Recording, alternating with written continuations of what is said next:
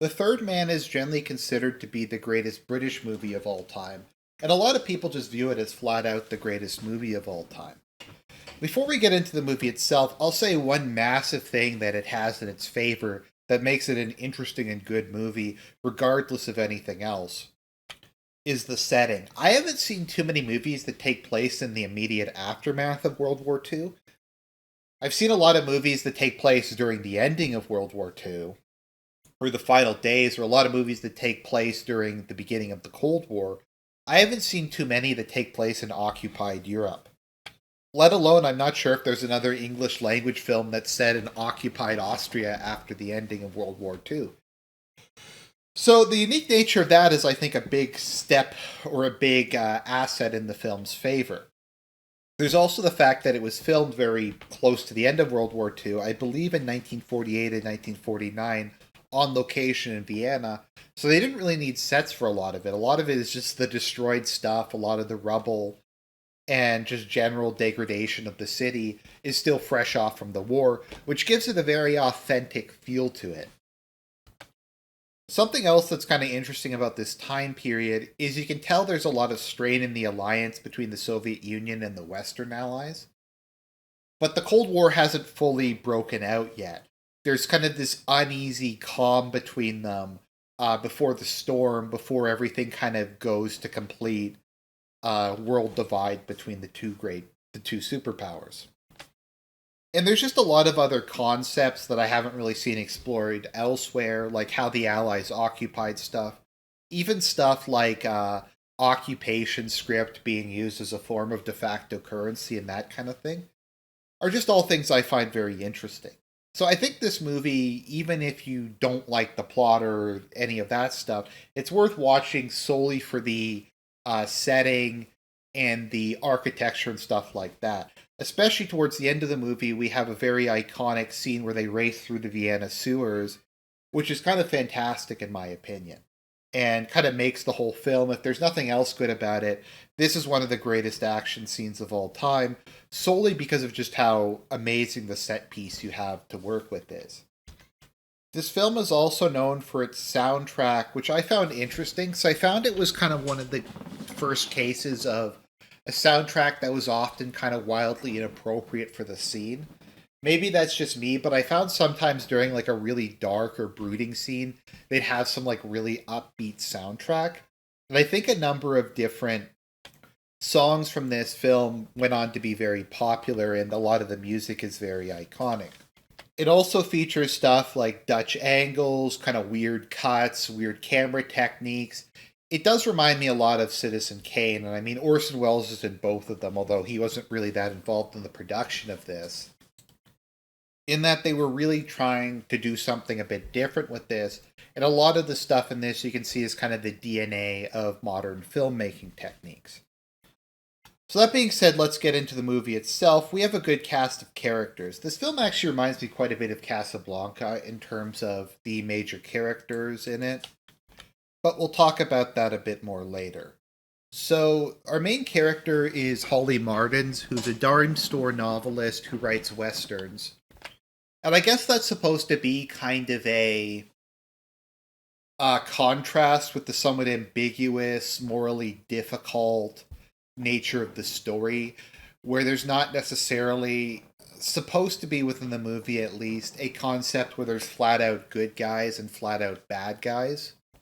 There's not really supposedly white hats and black hats, although I very much disagree with that, and I don't think the film is morally ambiguous at all. And I don't get why people say it is, frankly, or why Orson Welles' character is an anti-hero, but like I said, we'll get into that in a minute. He does remind me not a little of Rick from Casablanca, in that he's cynical. He has kind of a romantic affair with a woman who was previously in a relationship with another man, where she kind of becomes the focus of his actions. Next, we have Alida Valli. I'll just call her Alida. Or sorry, rather that's the actress, Italian actress who plays Anna Schmidt, who I'll just call Anna. Once again, she reminds me a lot of Isla from Casablanca. Not only that they both have like German names, but they're both in love with multiple men. Their relationship kind of drives the main character throughout the movie and kind of brings about their sort of downfall. They're both very glamorous, and people tend to just look at them when they come into the room, and their beauty is kind of one of their defining characteristics. Next, we have the British military police officer Calloway, who plays a role kind of similar to Renault in Casablanca. However, obviously, the difference is Calloway is largely a good, uncorrupt cop, whereas Renault is one of the most corrupt police officers ever portrayed on screen. But they have somewhat similar personalities and a somewhat similarly jovial relationship with the main character, and they kind of banter and play off each other very well. Finally, we have Harry Lime, who is the kind of hidden antagonist of this film, who reminds me a bit of Laszlo in that they're both kind of these remote figures that the movie kind of revolves around, but it's not really about. So I'm not sure if it took a lot of inspiration from it. I don't think it was a deliberate ripoff or anything. But I just find it interesting that both these movies take place in kind of a weird time period, in kind of an unusual location and setting, and that a lot of the cast and even the basic plot structure of the films seems fairly similar to each other. So, getting into the plot itself, our main character, Holly Martins, a writer of cowboy westerns, arrives in post Second World War II Vienna. Now, he has gone bankrupt for some reason. I'm not sure if his novels aren't selling well or something like that, but he's offered a job by Harry Lime. It turns out, though, his friend died. I forget if it was a day or a week or a couple days before Holly wound up showing up, which is kind of convenient for a number of different reasons. So he arrives just in time for the funeral. And kind of the first third to first half of this movie is kind of a mystery thing, where we have Holly and Anna investigating the death of Harry Lime, and they go and they talk to the various people who were involved with it. Supposedly there was two of his friends there, and Harry got hit by a car.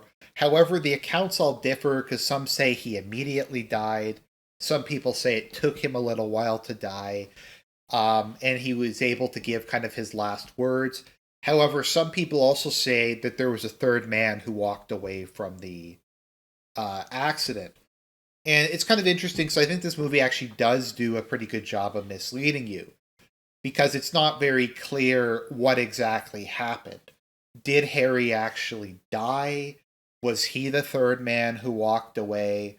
Was it somebody sent from the KG? Well, I guess it's the NKVD or the Office of Special Services or something to kill him?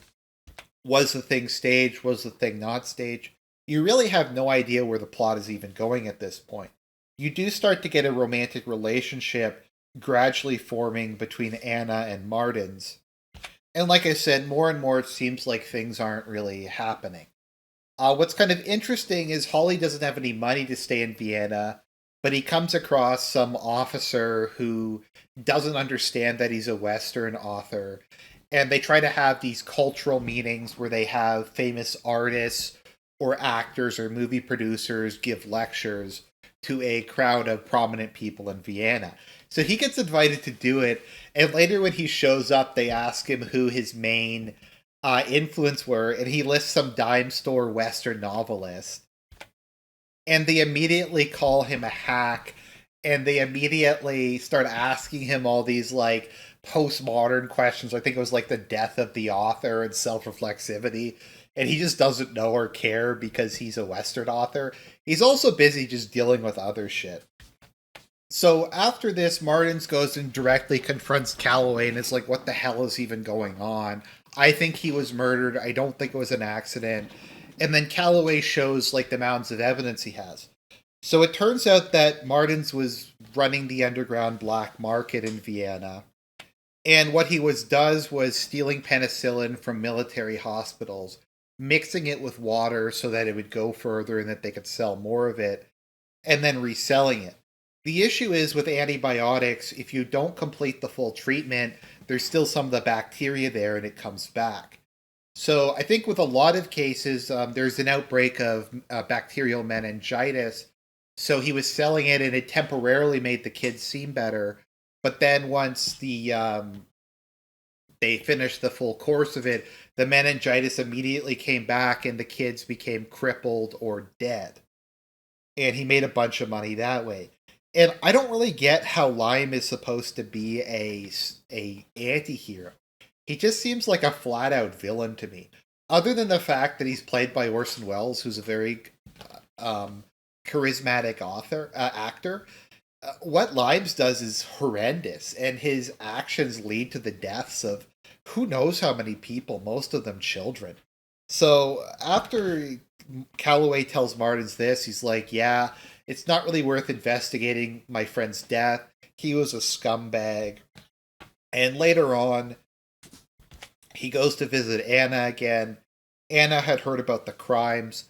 As Martins is kind of preparing to leave the city, he sees someone following him who a ray of light shows to be Lyme, who's still alive. Martins tells Calloway that Lyme is hiding out in the sewers. The British police go in, exhume Lyme's coffin, and they find out that the person in the coffin is actually the orderly who was selling him the penicillin. It turns out that Anna is not actually Austrian. She's from, I think, Czechia? And she had come to Austria with a fake passport. This is kind of a common thing during this time period, as many people as possible were trying to leave the Eastern Bloc and go to either like a Western nation or preferably to America. The Soviets figure this out, though, and they're going to deport her back to the Eastern Bloc. Martins manages to meet Lyme at a carnival, and they ride the Ferris wheel together and look out over the destroyed city. So Lyme says a pretty cool monologue, which I will read to you now, about how war and suffering and natural selection make people stronger. When they're riding the Ferris wheel and they're looking at the people below, Limes basically just says, look, they're all dots, they're all insignificant. It kind of reminds me a bit of the Green Goblin speech in Spider-Man 1 about how this city exists and all these people exist to support a few exceptional people. Wells later claimed that he made up the monologue, which he didn't. So this is the monologue. You know what the fellow said? In Italy, for 30 years under the Borgias, they had warfare, terror, murder, and bloodshed. But they produced Michelangelo, Leonardo da Vinci, and the Renaissance. In Switzerland, they had brotherly love. They had 500 years of democracy and peace. What did they produce? The cuckoo clock. So Martins is really shocked by how much of a psycho his friend has become, and he agrees to sell him out and help the police capture him on the condition that Anna is to be cleared of her charges and allowed to immigrate further west. So Martins tries to help Anna get out of the country. She learns of the plan, but because she is who she is, she's like, I won't abandon Limes. You're an evil man. How dare you sell out this sociopathic monster who led to the deaths of dozens of children and the permanent crippling of the rest? What kind of traitor would do something like that to such a sweet, innocent anti-hero? And once again, I feel like I'm missing something here, because I don't find Limes sympathetic at all, other than the fact that he's played by Orson Welles, who's cool. But it's just such a, non-moral issue to me. So what if he's his friend? He's a criminal. He's like a horrendous criminal. It's not even like he just robbed a bank or something and stole some, gold. He actually, is actively complicit in the deaths of dozens of people, so... Martins is like, screw it, bitches be crazy, I've had enough of this nonsense, I'm gonna leave.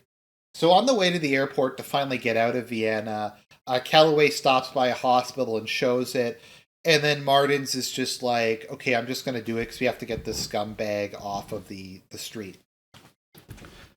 So Martins agrees to take Lime's job offer. They meet at a small cafe. Anna, however, shows up early as this whole thing is a trap and the police are closing in. And this leads to one of the greatest chase scenes in cinema, where hordes of police officers and Martins chase Lyme throughout the sewers. From my understanding, I think they had to use a body double for some of it, because Orson Welles was really I think, overweight at this point, and he didn't want to do all the running himself. But they chase him through the sewers, and it's pretty cool because he almost gets out a bunch of times, but eventually Lime shoots and kills Payne, who was Calloway's sidekick and was a big fan of Martin's books. Then Calloway shoots and wounds Lime. Lime drags himself up the ladder to a street grating, which is actually one that's not covered by the police, so if he could get through it, he could get away.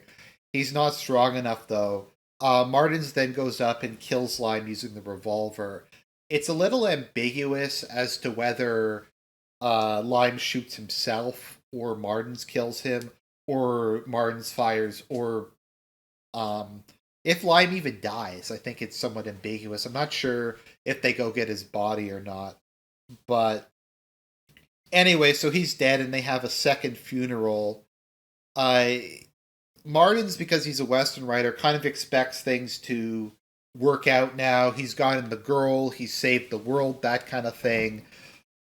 He waits on the street to try to speak to Anna, missing his flight for like the fifth time in the movie.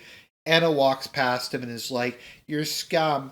How dare you be involved in the death of my scummy boyfriend who abandoned me to sell watered down penicillin that killed or maimed dozens of children." And it's like, I don't get how he's an anti-hero. I don't get how he's supposed to be sympathetic at all. And I'm sorry if I keep harping on this point, but this is kind of like supposed to be one of the core themes of the movie. But it's just not really there. Overall, though, I do think it is a really good movie. I definitely recommend watching it. I think in the novella that this is based on at the end, Anna and Martins do get together, while at the end of this, it's kind of like a sad, melancholic ending. I don't know what to think personally. I kind of like both. I do, sad, melancholic endings are often something I like, but I think a lot of the time it's overused and it's a cliche in and of itself, just to make it misery porn and to try to make it more artistic. But like I said, overall a good movie. Would definitely recommend watching it. More film reviews to come. God bless everyone, and I'll talk to you later.